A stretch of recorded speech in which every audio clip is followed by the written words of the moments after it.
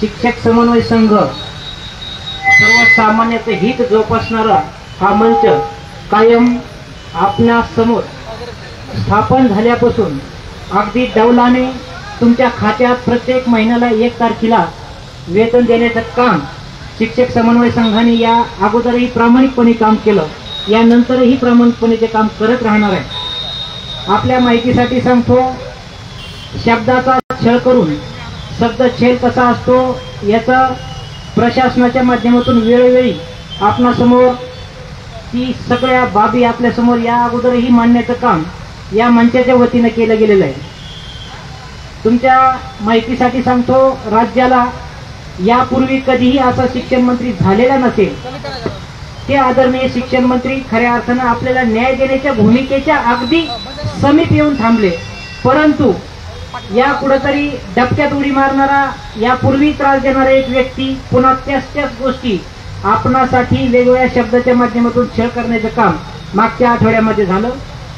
एक खरंच आपल्या फाईलचा प्रवास अतिशय जलद गतीनं मागच्या आठवड्यामध्ये झाला। याच्यामध्ये स्पष्टीकरण देताना माननीय मंत्री महोदयांनी सभागृहामध्ये सांगितलं की डिसेंबर ऐवजी जून पासून देतो, परंतु त्याच्यात एक शब्द होता जेव्हा केव्हा। या शब्दात सगळं होतं।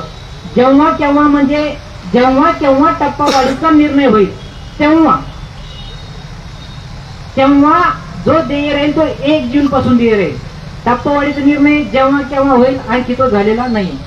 सभागृहातलं घोषणेचं रूपांतरण जोपर्यंत मंत्रिमंडळाच्या निर्णयात होत नाही, मंत्रिमंडळाचं हे रूपांतरण शासन निर्णयाच्या स्वरूपात बाहेर पडत नाही, तोपर्यंत त्या गोष्टीला काही अर्थ उरत नाही। कुठेतरी गोलमोल आपली लोक शिक्षण मंत्री महोदयाच्या कार्यालयाशी संधान साधतात आणि संधान साधून आपलाच लढा कमकुवत करण्याचा प्रयत्न अनेक माध्यमातून, अनेक वेगवेगळ्या शक्तीच्या माध्यमातून सद्यस्थितीत मंत्रालय स्तरावर सुरू आहे। बांधवांनो, आपण रस्त्याची लढाई आपल्याला नवी नाहीये। हा मंच स्थापन करताना व्यापक दृष्टिकोन ठेवण्याचं काम राहुल, मी, दीपक आणि इतर खैरे सर असे या माध्यमातून सगळं केलं। तेव्हापासून आजपर्यंत हा डावलाने चालणारा हा लढा तुमच्या खात्यापर्यंत पोहोचला। आता सांगायला पाहिजे की फाईलचा प्रवास, खरं तर मला एक गोष्ट आपल्या समोर नमूद करायची की पहिले शिक्षण मंत्री की ज्यांनी जो शिक्षक खऱ्या अर्थानं वेतन उचलतो त्याचंच नाव शिक्षण खात्याकडे पोहोचलेलं आहे, याची माहिती आपल्या प्रत्येक जिल्हा शिक्षणाधिकाऱ्याकडून पोहोचलेली आहे। हे सगळं असतानाही या शिक्षकांची पुन्हा माहिती मागण्याचं काम अर्थ विभागाने केलं आणि ते मला वाटतं त्यावेळेस ती काही गरजेचं नसतं। ही फाईल तशी प्रवास अर्थ विभागाच्या फार शेवटच्या टप्प्यापर्यंत होती, परंतु परत निगेटिव्ह रिमार्किंग करून आपल्या शालेय शिक्षण विभागाला पाठवण्याचं काम केलं।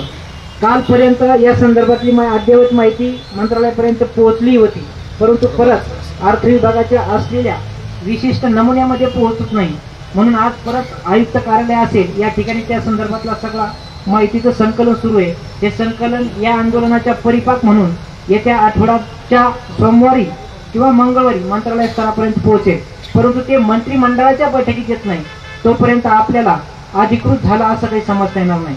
यापूर्वीही 1160 कोटी देत असताना माननीय मंत्री महोदयांच्या याच खात्याअंतर्गत गेलेली ही फाईल अर्थ विभागाने पूर्णतः निगेटिव्ह त्या ठिकाणी केलेली होती, परंतु भूमिका माननीय मंत्री महोदय आणि माननीय राज्याचे संवेदनशील मुख्यमंत्री यांची न्याय देण्याच्या बाजूने होती, म्हणून ती तशा प्रवास मंत्रिमंडळाच्या बैठकीमध्ये त्या ठिकाणी ती मांडण्यात आली आणि कुठेतरी तो निधी आपल्या अनुदानाच्या स्वरूपात वेतन अनुदान आपल्याला खालीपर्यंत पोहोचण्यास मदत झाली।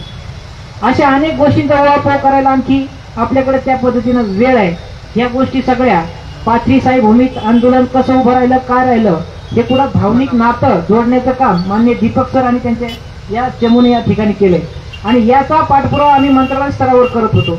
भले आम्ही पुढे नसू, परंतु सगळ्या प्रक्रियेमध्ये आम्ही कायम सोबत आहे असं तुमच्या समोर बिंबवलं असेल कदाचित। आम्ही सोबत नाही, आम्ही कायम एकमेकाच्या संपर्काने राहून काम करतो, कारण आमच्या समोर आमचे मतभेद महत्वाचे नसून तुमच्या खात्यात तुमच्या मुलाबाळांच्या तोंडात घास चांगला गेला पाहिजे, त्याचे आशीर्वाद परिपाक म्हणून आमच्या कुटुंबाला मिळणार आहे। ही भूमिका एक संवेदनशील भूमिका घेऊन आम्ही कायम शिक्षक समन्वय संघाच्या माध्यमातून लढत आलो।